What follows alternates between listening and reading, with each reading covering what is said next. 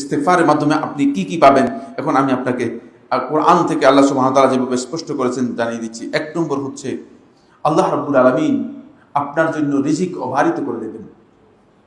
ইউরসিলিস সামা আলাইকুম মিদরারা, আসমান থেকে রিজিককে আল্লাহ রাব্বুল আলামিন অবারিত ঢেলে দিবেন।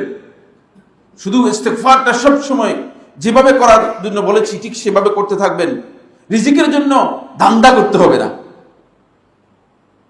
বুঝলেন? ডান হাত দিয়ে বাম হাত দিয়ে কি করতে হবে না, ইনকামের চেষ্টা করতে হবে না। রিজিকের দায়িত্ব তিনি গ্রহণ করেছেন, তিনি রিজিক কি করবেন, দিয়ে দিবেন। ইউরসিলিস সামা আলাইকুম মিদরারা।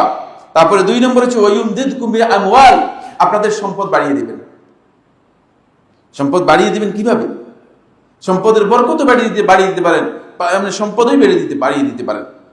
ওয়া বানিন, সন্তান সন্ততিও কি করবেন, দিয়ে সাহায্য করবেন। যাদের সন্তান হচ্ছে না তারা আল্লাহ রাব্বুল আলামিনের কাছে বেশি বেশি করে ইস্তেগফার করবেন, তাহলে আল্লাহ রাব্বুল আলামিন সন্তান দিবেন। ওয়া ইয়াজআল লাকুম জান্নাত, এবং আল্লাহ সুবহানাহু ওয়া তাআলা আপনার জন্য জান্নাত বরাদ্দ করবেন। ওয়া ইয়াজআল লাকুম আনহারা, এবং আল্লাহ রাব্বুল আলামিন আপনার জন্য আল্লাহ সুবহানাহু ওয়া তাআলার পক্ষ থেকে উৎপাদন আল্লাহ রাব্বুল আলামিন বৃদ্ধি করে দিবেন।